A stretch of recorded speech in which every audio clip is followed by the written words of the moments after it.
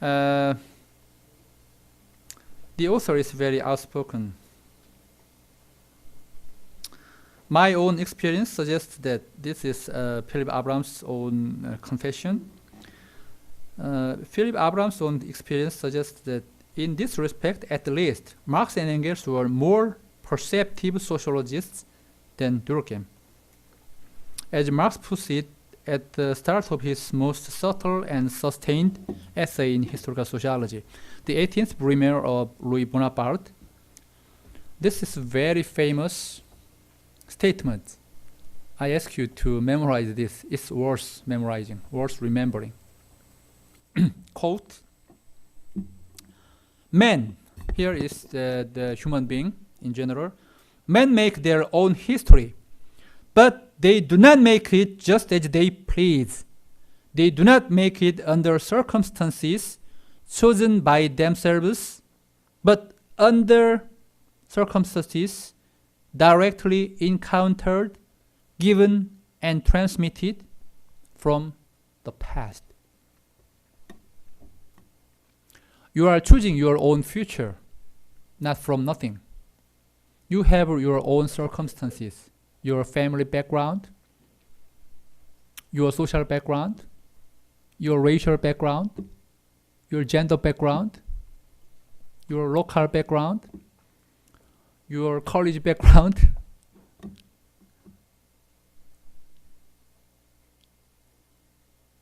So you can choose your own future, but under the restrictions, historical and global. It's worth remembering. Let me repeat. Men make their own history, but they do not make it just as they please. They do not make it under circumstances chosen by themselves, but under circumstances directly encountered, given, and transmitted from the past. History is made by the action of individuals in pursuit of their intentions, but the variety and conflict of those intentions and the weight of the past in the form of ideas and institutions, shape and setting limits to the possibilities of action ensure that in practice, history becomes a record of the unintended consequences of individual action. This is one of the key concepts. Unintended consequences of individual action.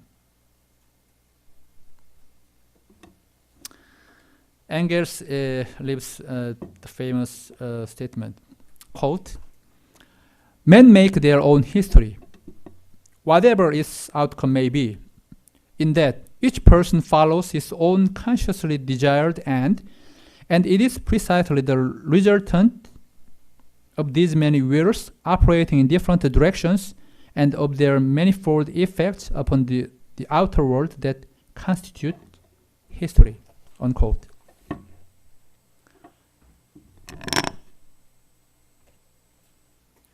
I will draw the diagram. It's very simple and clear. You can easily understand what I try to say. This is the diagram of the forces.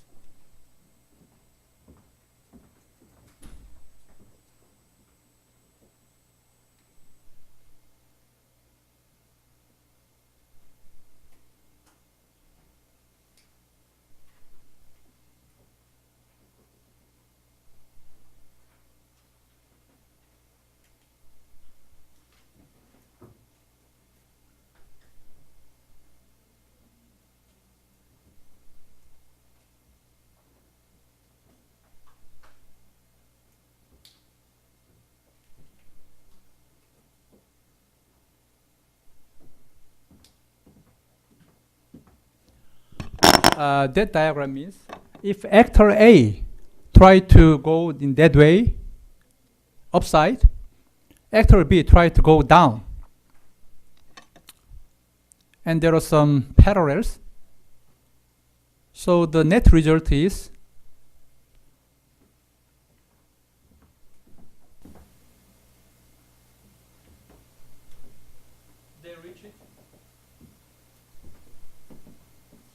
they reach it there.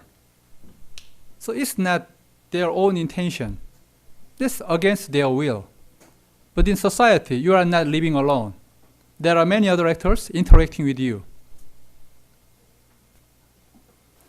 The same happens in many occasions.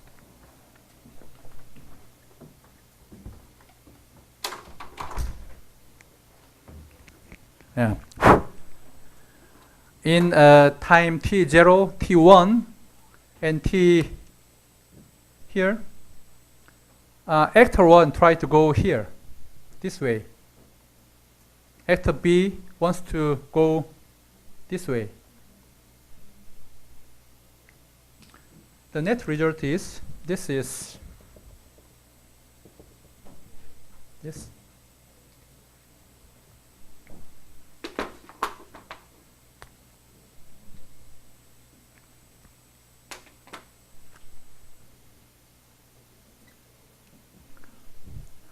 Do you understand what I mean? Actually, this is just one individual or some collective organizations. You just assume, they want to go here, this direction, and B, this direction. And there is some parallel, and it's here, it reaches here, T1, and then A tries to go this way, B this way, and the result is this.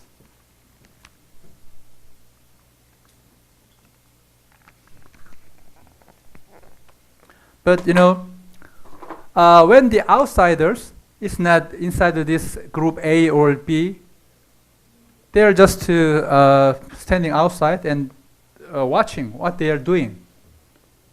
It seems they agreed, they all consented, they want to go there, but actually was not. Their end point, their goal is here.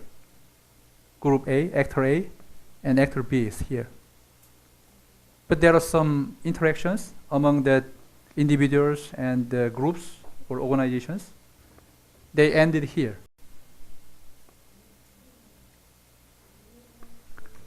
This is T1. This is not goal. This is not goal. That's the net result. This is what Philip Abrahams calls unintended consequences of social action.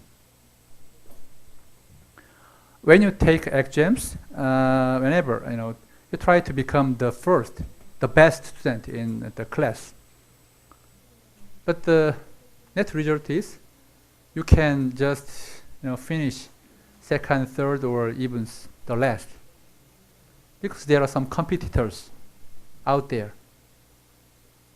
You prepare for the exam, say 10 hours, but other students are just studying harder than you, 20 hours and 100 hours, and their grade is higher than you. So, although you think you wish you want to become the first, the best student, but not even among the top 10. Middle or even the bottom 10, bottom half. Because that's society. You are not alone. Can you understand that? The unintended consequences of action.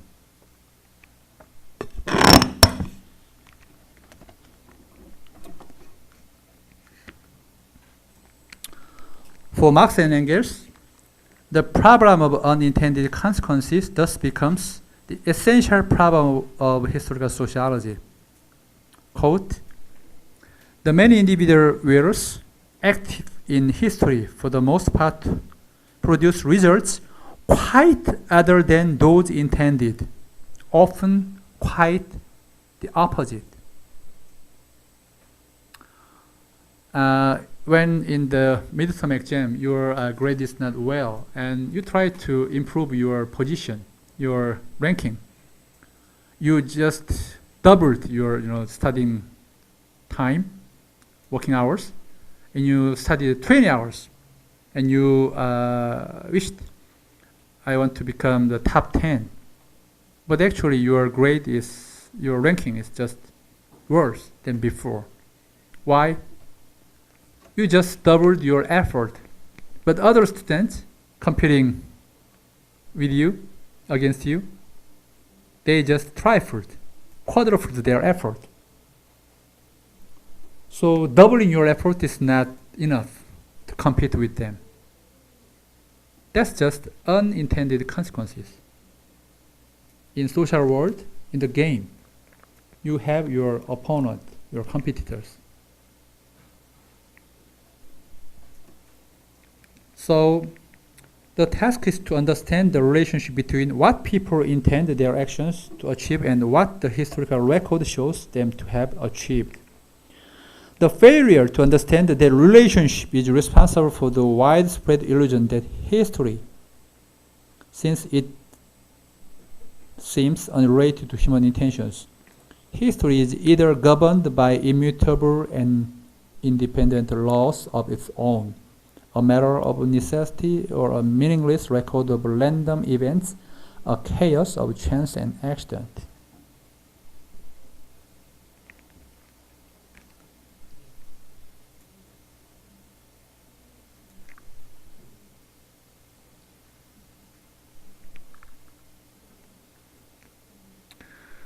There are many controversies over the educational circumstances of Korea. Each and every parent want to make their own children the best student in their class and in their school. But they forget, they misunderstand is that if you want to make your own son or daughter to become best student, you should pay attention to the friends of your own child.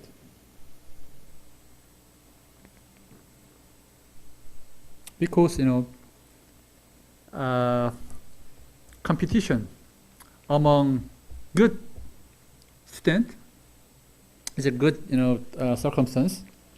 But if your children got surrounded by students from lower class or have no motivation in schooling at all, if your son or daughter is the best student in that class or in that school, that's just meaningless. The circumstances, the relationships with other students, that really matters. That's really important.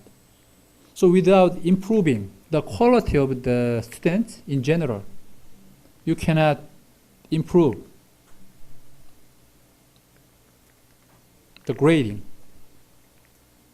solidify the characters of your own children.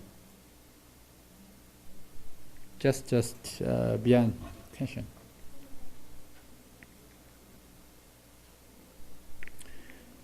Yeah.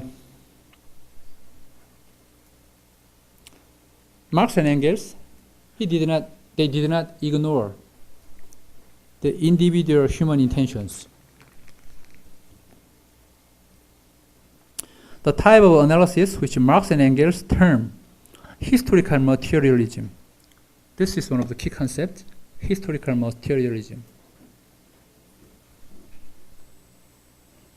Was an attempt to increase the possibility of effective action in the present by revealing just how present action is contained by the structures of the past. Through grasping the real relationship of present to past, they aimed to overcome the sense of the futility of present action that sprang from the belief that history was either a meaningless flux or an inexorably and externally determined evolutionary process.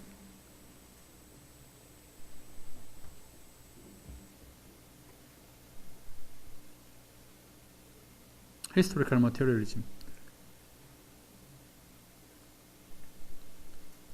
It's not deterministic.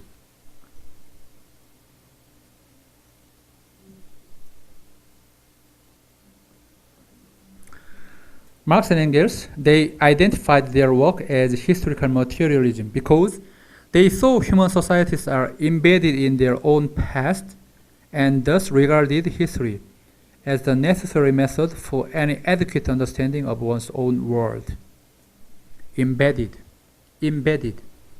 What is bad and what is embed? Anyone can give some explanations? What is embeddedness?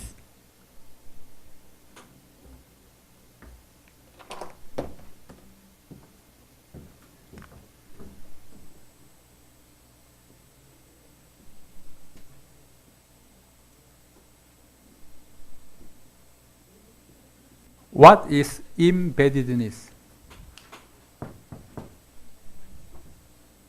Anyone can give some explanations?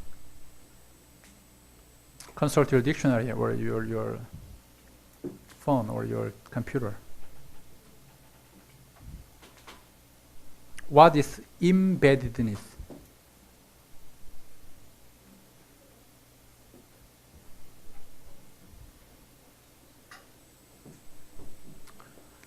Nanjing student, do you have any planting days or around the year? In Korea, every year, April 5th is the national, what call it, planting day, plantation day, or? Arbor Day? How spell? National Arbor Day.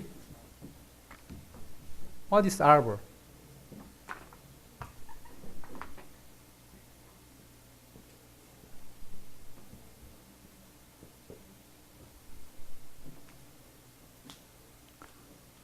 Anyone can give the definition of that concept? Embeddedness? Embed? What is embed?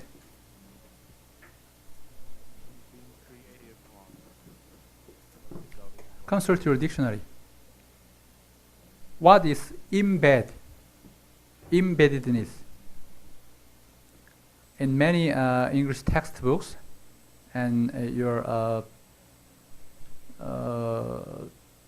theory and historical sociology and economic sociology textbooks, you encounter that concept. Embeddedness. What is embed? Let's skip. What is embeddedness? What is bad?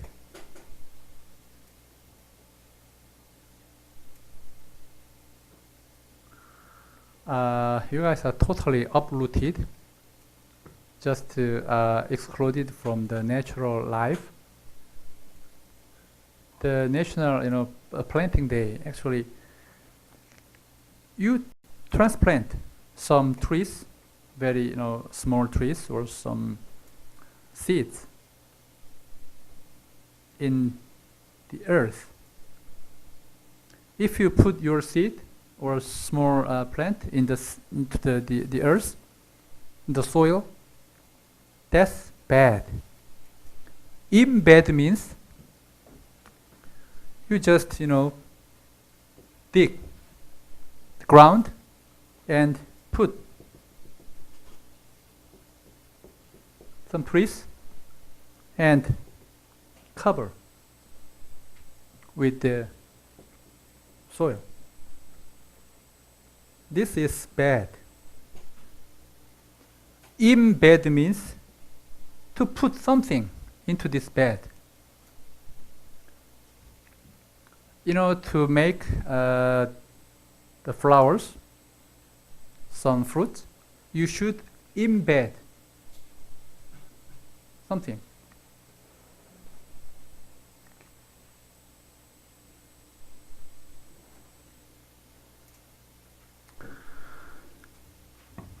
I told you the other day the word conceive. Do you remember? Conceive.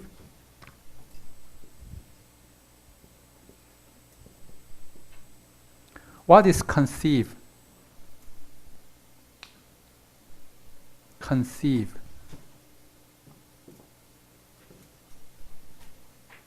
What is the noun form of conceive?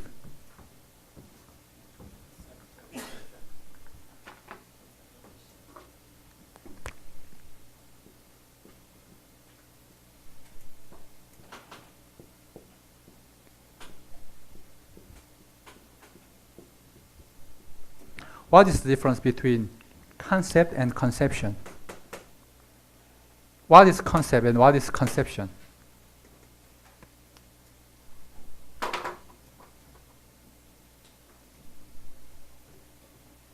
I told you before. What is concept? What is conception? Got pregnant. Concept means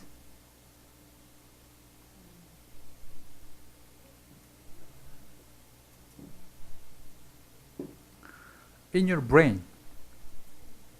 Some ideas stick to your brain. It's resilient. No? When you conceive something, some ideas, like human being is born free, woman and man are equal, all the people have the intelligence of his or her own. Conceived. Some ideas conceived in your own brain. It gives birth to concept.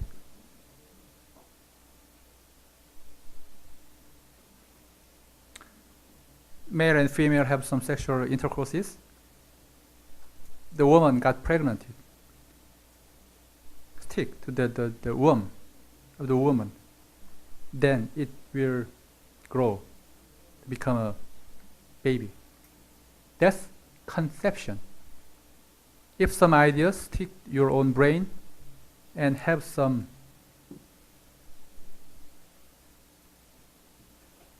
it become a new idea. That's concept. So if you have want to memorize that concept, that's the most important, the most famous phrases from Lincoln's Gettysburg Address. I think all of you knew that phrase.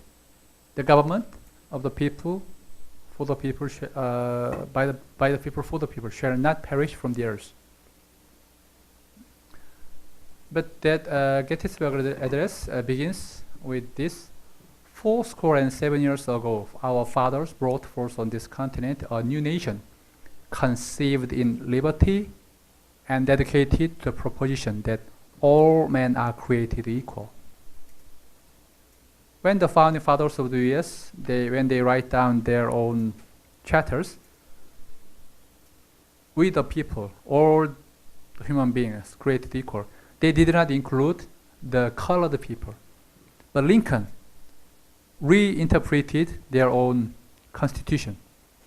407 years ago, our fathers brought forth on this continent a new nation, conceived in liberty. In Korean, Unintended, conceived in liberty, and dedicated to the proposition that all men are created equal. Equal. Not unequal or different. Equal and the same. Conceived. Concept. Embed. Embed means to put some relationship, your social, relationship with other people.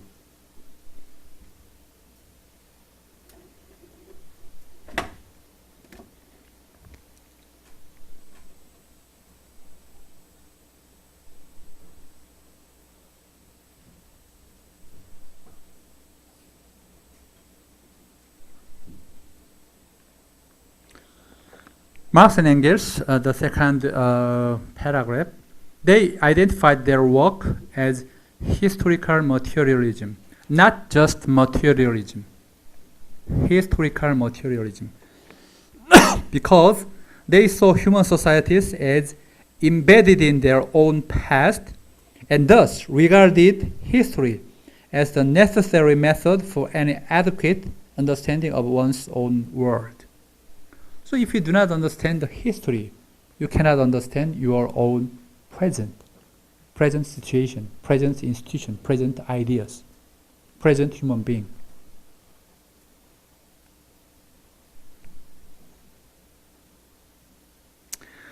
And they identified it as historical materialism because they regarded the processes and relationships of production as the essential and defining processes and relationships in the creation of human societies.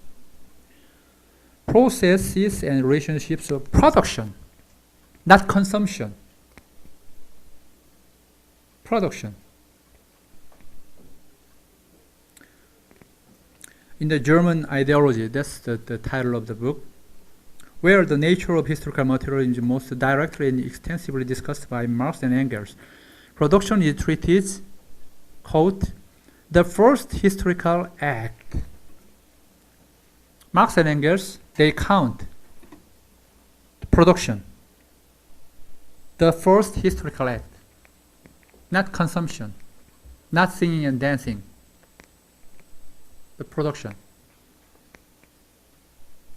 I asked you just a couple of minutes ago, if you don't make money, what will happen to you? What is going to happen to you? Although you will not be starved to death, but your life is very miserable.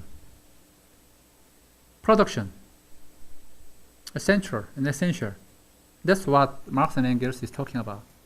Production.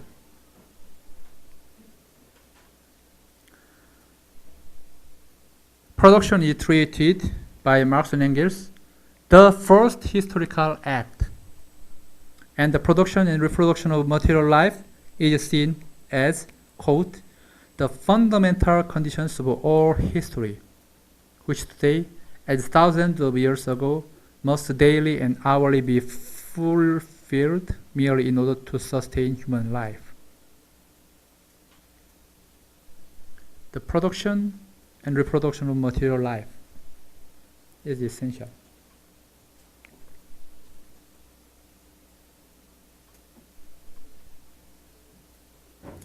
Earlier, Marx had declared that, quote, the whole of what is called world history is nothing but the creation of man by human labor. And in a later work, Engels was to say, even more emphatically, quote, the materialist conception of history starts from the proposition that the production of the means to support human life, and next to production, the exchange of things produced is the basis of all social structure. Production and exchange.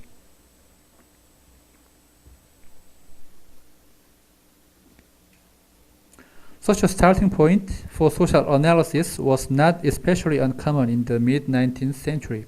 It led Marx and Engels much as it was to lead Durkheim to sociology, centered on the study of the history of the division of labor.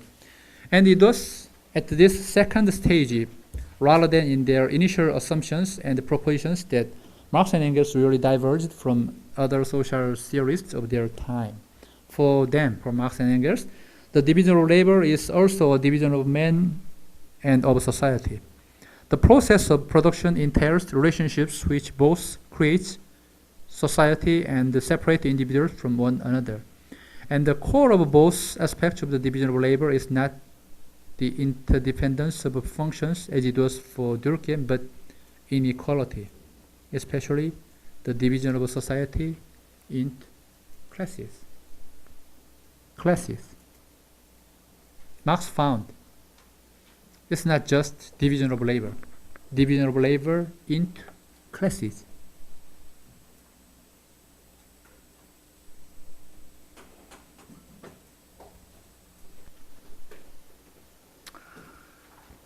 Marx and Engels, the big difference between Marx and Durkheim is Durkheim only talk about the division of labor, but Marx, he pointed the division of labor into classes. You are not just alone. You are not individual. When you got born, you belong to some specific classes. Class really matters. Class is really important. Marx and Engels speak constantly of the definite relations involved in all processes of production. Thus, quote, in production, men not only act on nature, but also on one another. They produce only by cooperating in a certain way and mutually exchanging their activities. In order to produce, they enter into definite connections and relations with one another. And only within these social connections and relations does their action on nature, thus production, take place. When you work on the nature, you work with other human beings. And again, quote, we make our history ourselves, but under very definite assumptions and conditions. Or, quote, the fact is, therefore, that definite individuals who are productively active in a definite way enter into definite social and political relations. When you produce something, you enter into some social and political relations. Unquote. The relations entailed by the division of labor are seen as definite in three ways. They constitute a specific mode of production. Mode of production. That's one of the key concepts, mode of production. Feudal society, capitalist society, socialist societies, specific mode of production. Each mode of production is also a specific mode of power. And in turn, each mode of power is a defining context for action, a definite way in which the past imposes itself on the present. The division of labor, the necessary means of satisfying human needs and creating human society, separates individuals from one another, and it produces a conflict between private and common interest. The specific form of this separation and conflict, this mode of production, is at any historical moment a question of power, of the ways in which the division of labor is made to work, to the advantage of some and the disadvantage of others. That is, the simplest form of division of labor, it is suggested, is that embedded in the relationships of the family and based on the power of men over women and of parents over children. And the power created through the division of labor at one moment of history is at the next moment presented to individuals as a system of independent and external constraints. The state, religion, law, custom, how things are in terms of which their own future action must be shaped. Thus, quote, in the social production which men carry on, they enter into definite relations that are indispensable and independent of their will.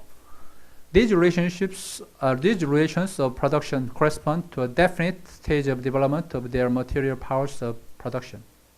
The sum total of these relations of production constitutes the economic structure of a society, the real foundation, on which rise legal and political superstructures. You had better remember these paragraphs too. This is the essence of the historical materialism of Marx and Engels. Let me repeat this. In the social production which men carry on, they enter into definite relations that are indispensable and independent of their will. These relations of production correspond to a definite stage of development of their material powers of production. The sum total of these relations of production constitutes the economic structure of society, the real foundation, on which rise legal and political superstructures. This is so-called the metaphor of base and superstructure. Base, 하부 구조 and 상부 구조. This is that paragraph.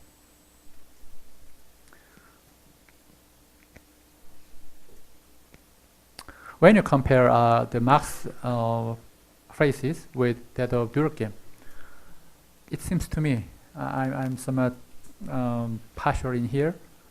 Durkheim's sociology is somewhat very neutral and somewhat unsophisticated. He did not pay enough attention to the relations of production and the power structure. He just is not in that level. Here Marx has introduced several new ideas. They all, however, follow strictly from his understanding of the dynamic and divisive nature of the division of labor.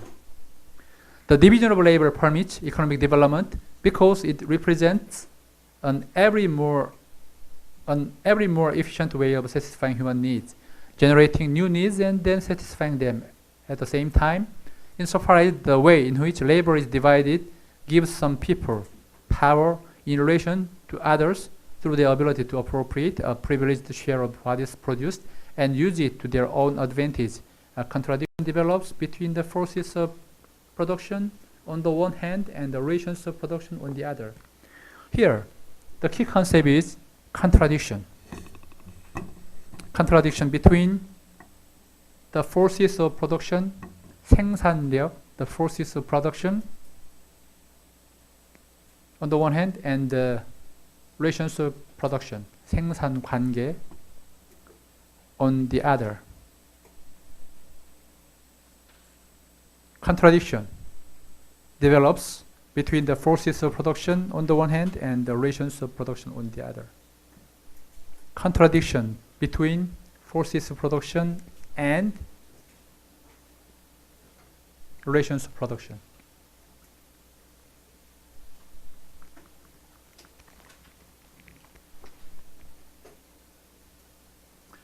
Relationships brought into being the advance of the satisfaction of common needs become as a result of the appropriation of surplus produced by some an obstacle to the further satisfaction of those very needs. Ironically, it is the mere fact that the division of labor does generate a surplus over and above what is immediately needed for the subsistence of the producers that permits the development of this sort of contradiction. Labor begets property. The separation of individuals is turned into the inequality of individuals. The division of labor, Durkheim only noticed the separation, not inequality. The Marx, he identified inequality. It is not just separation of labor, separation of individuals, but the inequality of individuals. The most rudimentary form of this development is Marx and Engels suggests found within the family. So when you read Marx and Engels' book, you are very reluctant.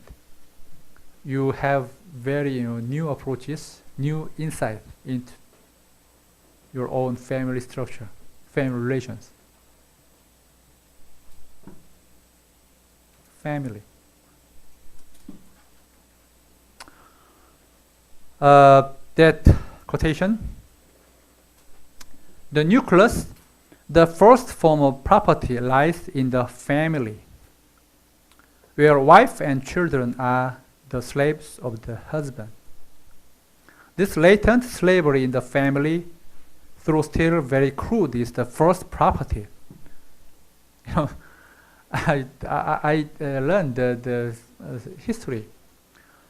In the past, if outsiders, the strangers, violate, raped your family members, your wife or daughter, which legal code did they violate? In the past, in ancient times and medieval times, your wife and your children belongs to you, just like your property. your own material property. So if someone hit or violate your family members, it's a violation of your own property, not violation of their own dignity. See? In the past, it's just not that far from here. A century ago, in our gay concert, in the past, a couple of years or months ago, the two people dispute, 두 분 토론. There are the mayor. He's kind of a super patriotic kind of guy. He always talk about in the past, just a couple of generations ago, all the female could do is just this or just that. And that's not a joke at all. In Korea, just a decade ago, the female member of the family cannot have any property right to inherit the family fortunes. It's only less than a decade. We changed our legal code. So your mother got married to your father and did all the domestic jobs, and he took care of the children, took care of her husband, sacrificed herself, but in the end, nothing left. She had no right at all, property right. Now we change it. So Marx and Engels, it's very absurd. There's latent slavery in the family. Slavery, the wife and children are just slaves. The husband, in patriarchy, the family structure. This latent slavery in the family, though still very crude, is the first property. But even at this early stage, it corresponds perfectly to the definition of modern economists who call it the power of disposing of the labor power of theirs. Division of labor and private property are, moreover, identical expressions. Division of labor, Marx and Engels identify division of labor and private property. Private property. 사유재산. Moreover, identical expressions. That is, in the one the same thing is affirmed with reference to activity as it is affirmed in the other with reference to the produce of the activity. Increasingly, therefore, the division of labor is experienced by the individual not as a means of realizing common human interests in which he or she participates, but as a remote, external system standing over against the individual and which he or she is compelled to enter. Quote, the social power,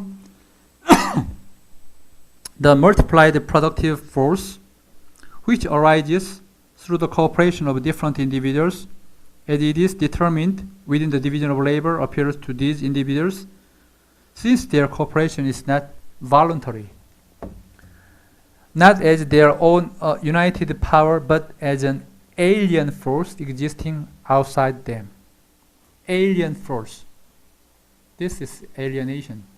Alien force existing outside them, of the origin and the end of which they are ignorant, which they cannot control, which, on the contrary, passes through a peculiar series of phases and stages independent of their will and action of men. In this private property society, this class-divided society, if you work together, it's not voluntary.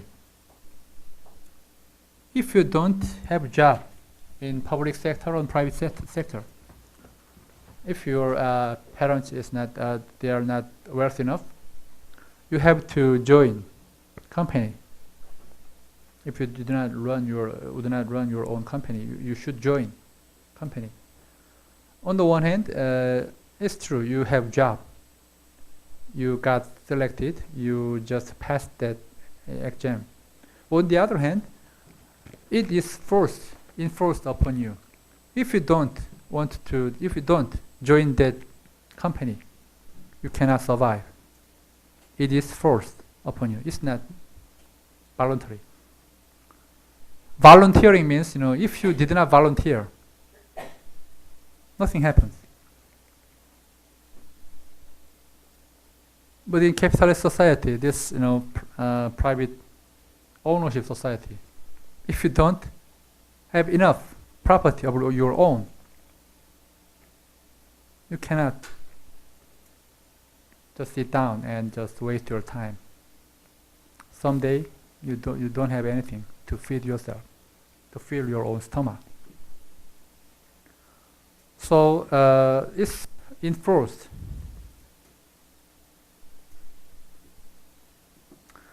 Somehow, the most distinctive and fundamental of human creations, the relations of production, comes to appear as a power existing independently of human being. The purpose of historical sociology for Marx and Engels was to unmask the ways in which this apparent independence of economic history from human will had been historically brought about.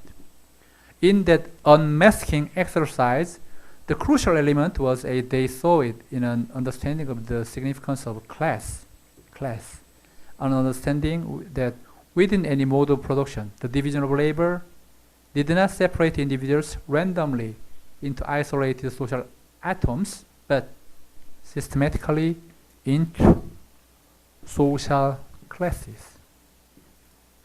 So you are at the same time as an individual, as a member of the class you belong.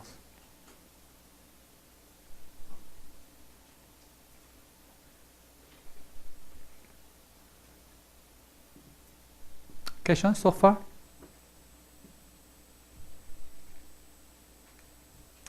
How many of you think of yourself, you belong to the class?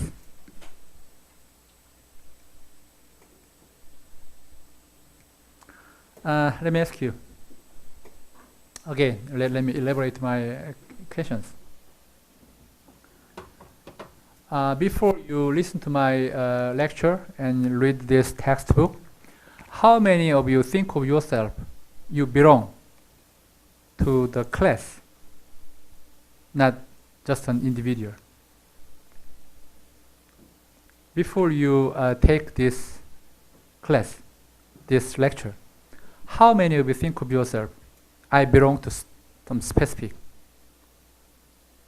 classes? One? Just one? Two?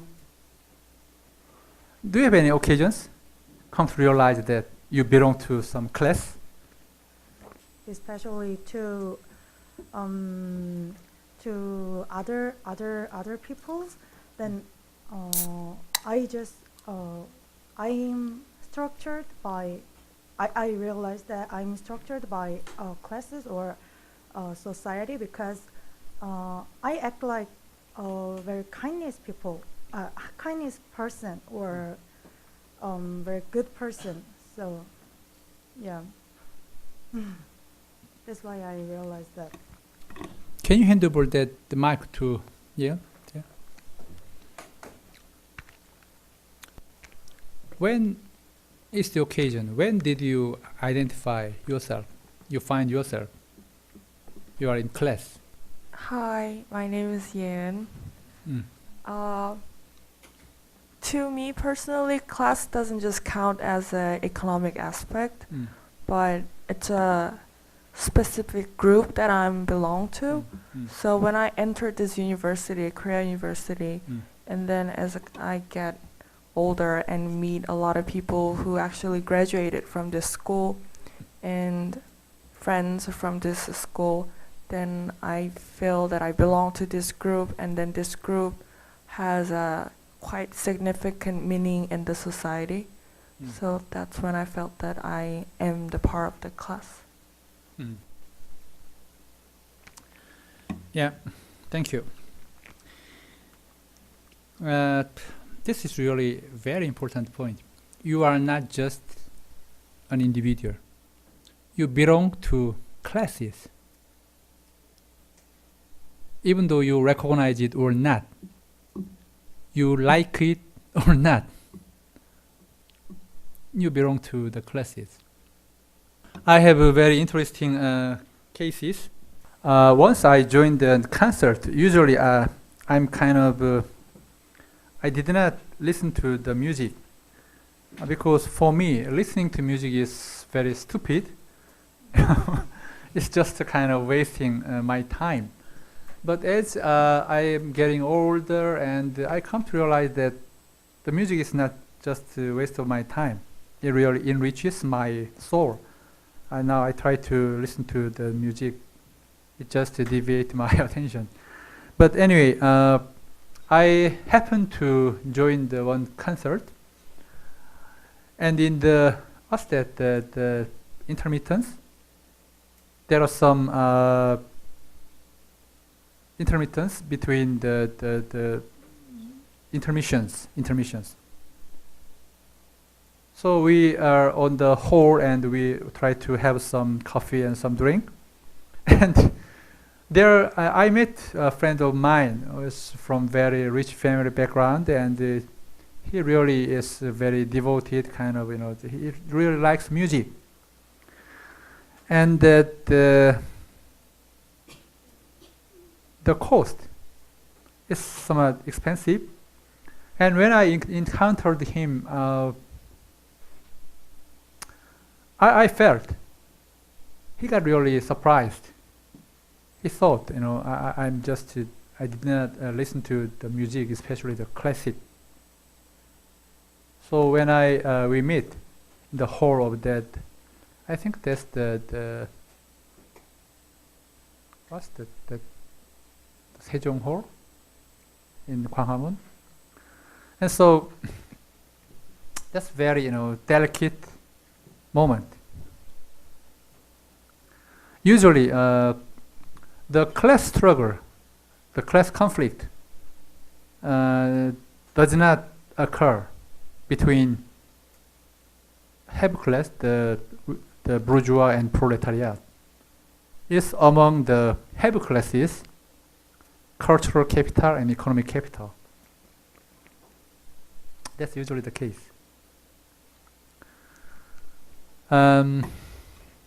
What I want to say is, when you recognize your class belongingness, it's not the time. Most of the time, you could not estimate your own fortunes, your own property. Most of the people did not know how much money do they they carry, or the wealth, the total amount of wealth with their parents. So most of the cases, you cannot compare your fortune, not just your own fortune, but your family fortunes all included.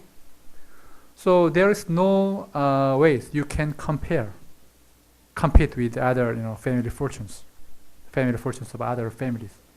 See? So the only occasion you can encounter the heavy classes is in that occasion you join the concert, or you just look around the exhibitions, statues or some paintings or something like that. I like watching that, looking around the museums and paintings. I don't have enough money, so all I can buy is just printing, not just the paintings. In the printings, they can print tens and just hundreds, but still expensive. So the only occasion you can encounter the class struggle, class conflict, is in that place. when you listen to the music or you are watching over the paintings you encounter. That means, you encounter some people who have lots of money but don't have any eyes or ears, can, identify some good, brilliant paintings or brilliant music.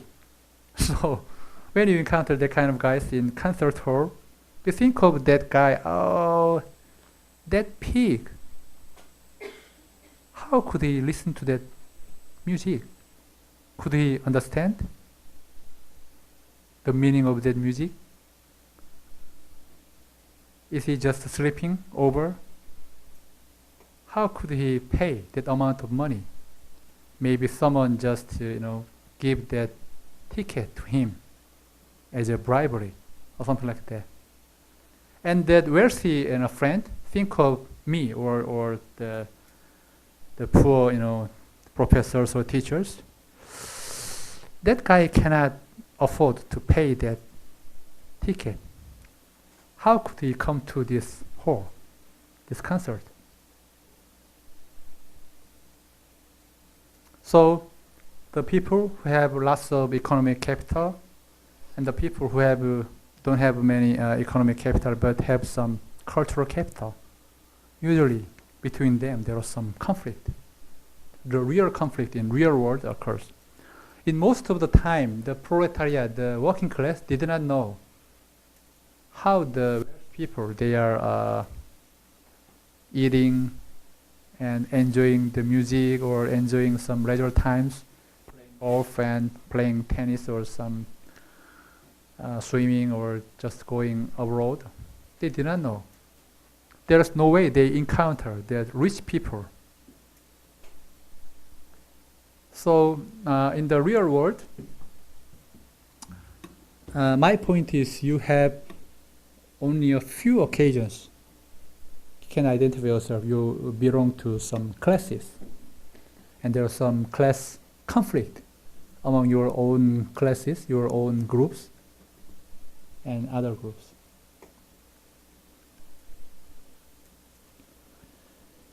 Into social classes. Social classes. Marx and Engels were at one with Durkheim in seeing the division of labor as the means by which human beings acquire individuality.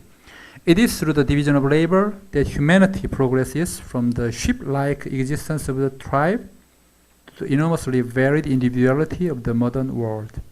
But for Marx and Engels, the division of labor is even more forcefully the source of inequality.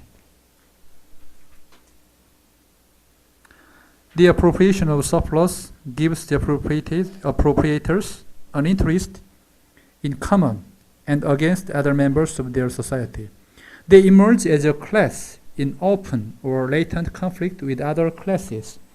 The division of labor separates individual interest from the common interest, but it also regroups interests among the lines of class.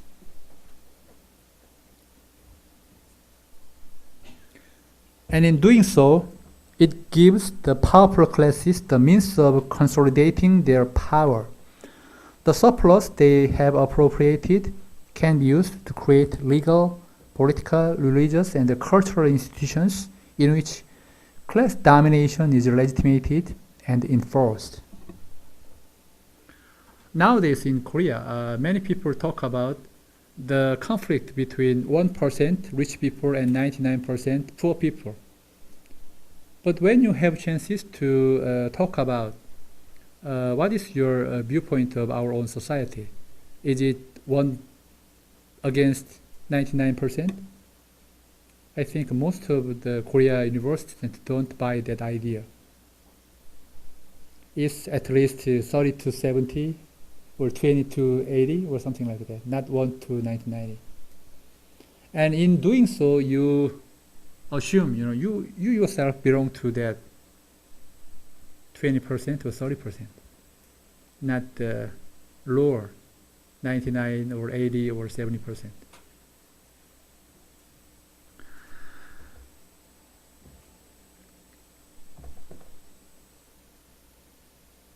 So in the real world, only a few people can have that class consciousness.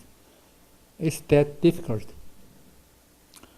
When you read the Marx's masterpiece, the Capital, Das Kapital, you come to understand why it's so difficult to come to understand the structure, social structure of this capitalist society and the real class interest of your own.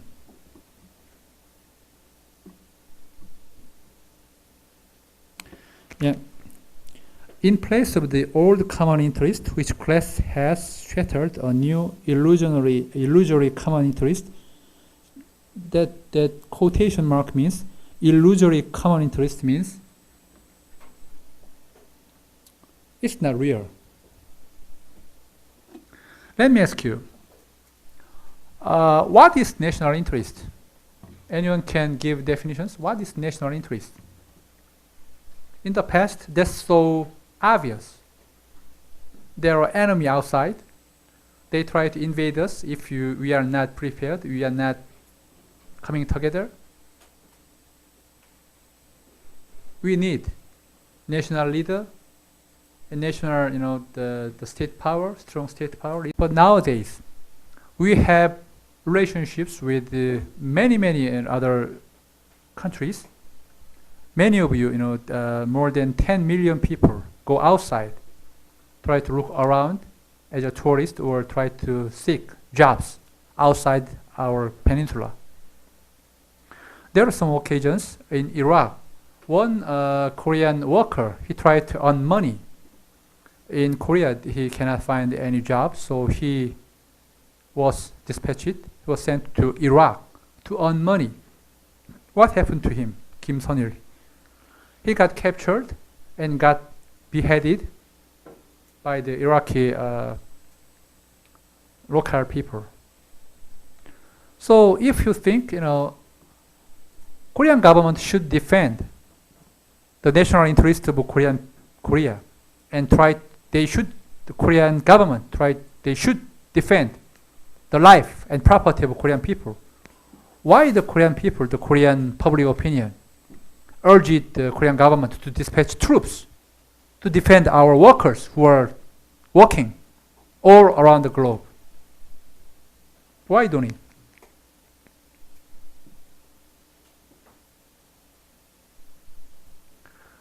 You guys know that story. Our ship got kidnapped by the Sudanese pirates, and we send our ships and rescue them, right?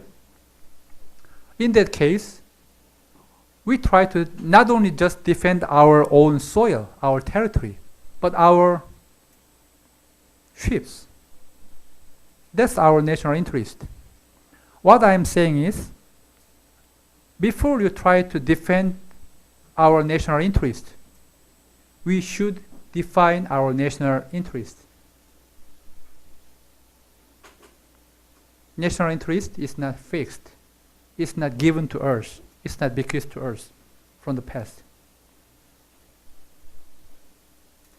In the substantial histories, I will tell you why the Japanese dispatched their troops to Korean soil.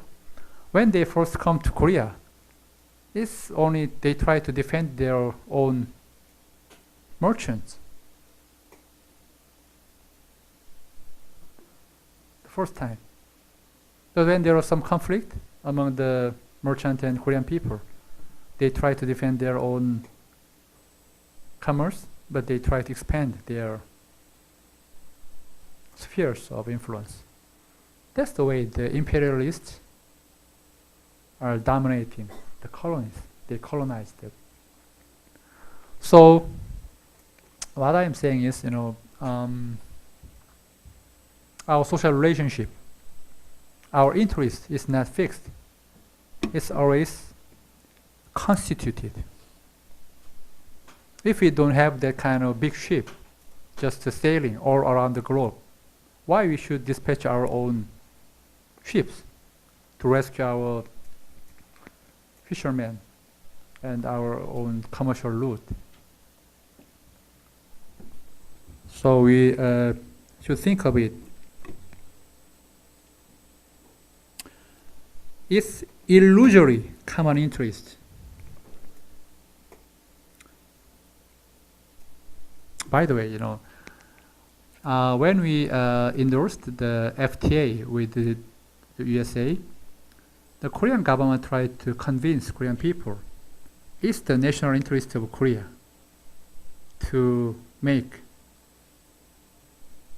have FTA with the US. But you guys hear that kind of stories. That's for sure. When we have FTA with USA, some industrial sectors, like our automobile industries, it's very good for them. We have some benefit by having FTA with the US. But in the field of agriculture, what happened to our farmers? It's a disaster. They cannot compete with the American farmers. When you have chances to go to the US, they did not even embed their own seeds. They just have their own plant to just cast their seeds all around the soil. We cannot compete. They are so industrialized. Their agriculture is industrialized and highly scientifically, technologically advanced. We cannot compete. So it's a disaster for Korean farmers. How about Korean universities? If the US universities, they try to make branches in Korea, I think your sons, 10 years to come, say, I don't think many of the Korean high school students, they try to join so-called sky universities in Korea. If the US expand their branches, high-ranking universities in Korea and Asia, for the Korean youth, I think is the better option. So I don't think FTA is good for the universities and for the professors. I'm not sure for the university students it's good or bad. So when someone talk about national interest, you should estimate the plus and minus of that treaty, that agreement. You cannot just argue that it's for our people in general or it's for our national interest. You should ask them. Should ask the president and the bureaucrats and the intellectuals who side with that FTA. Ask them to show you the net result, the estimation of that, the effect of FTA. So if you think you belong to that losing side, you have all the reasons to protest against that FTA. If you think you will have a job in automobile industry or Samsung Electronics, yes, definitely you side with the FTA.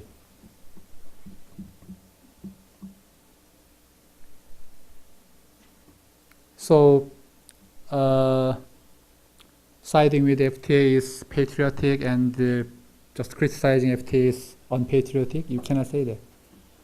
And if you side with FTA, just think about, it's for the benefit of your family and your own future or not. You should think over. Think over and over. So, illusory common interest, which is really an account of the world legitimizing class domination is brought into being.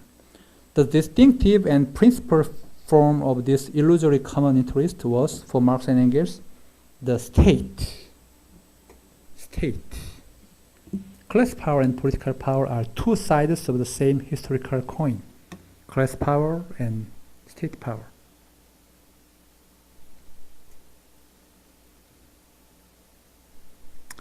Let me fastly just read this.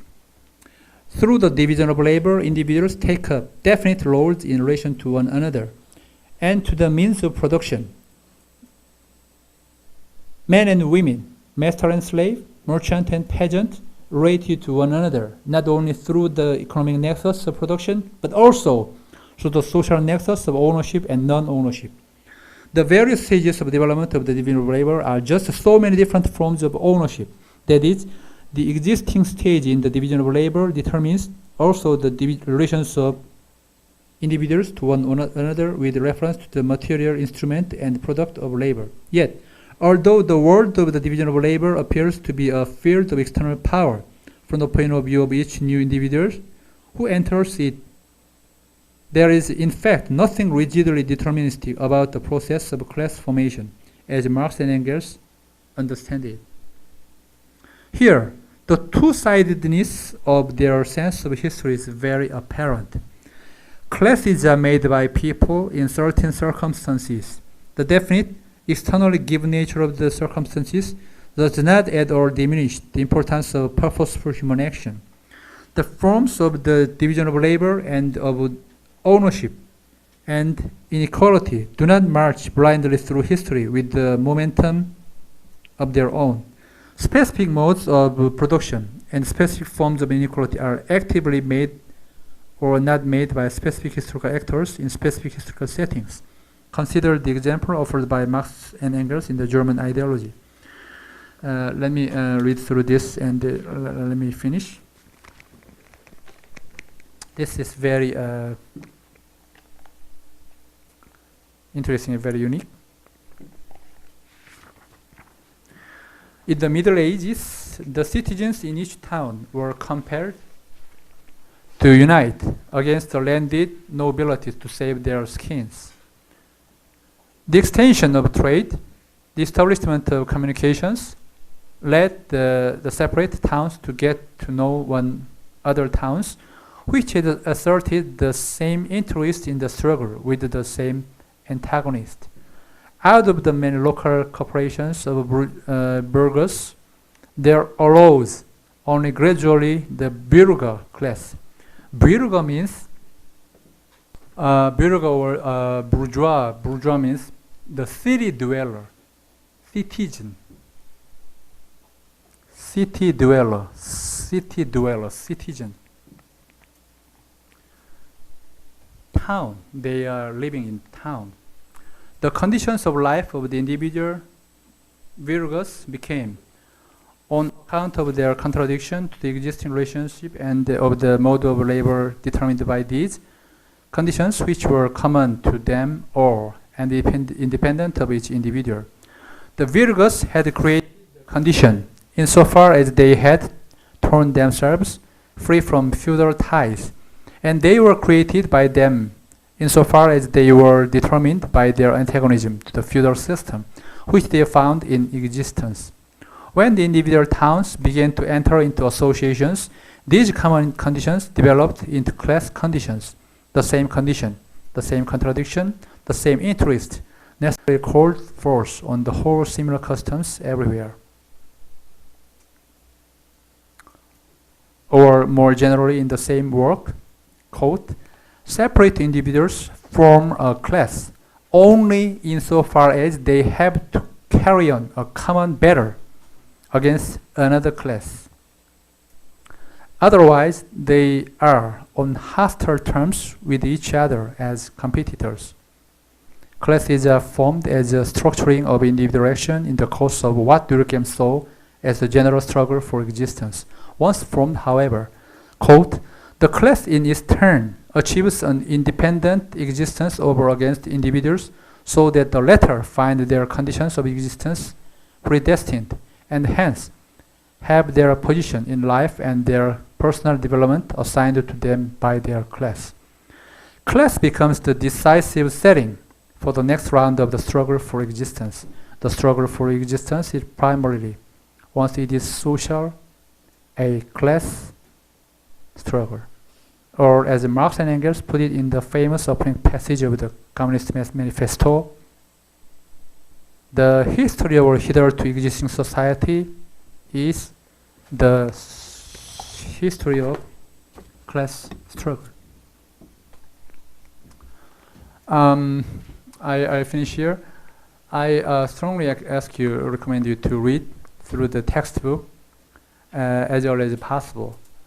Only then you can have ideas how you can prepare for the not only the midterm exam but your own final term paper. You don't have much time. It's almost hot. According to our own schedule, we have midterm exam coming Monday. But as I told you earlier, we will not have midterm exam until we finish the textbook. Next week, I will just skip and just to underline some important phrases and concept, and I will proceed to Weber. So I ask you to read through the textbook. Any questions so far? See you next week. Bye.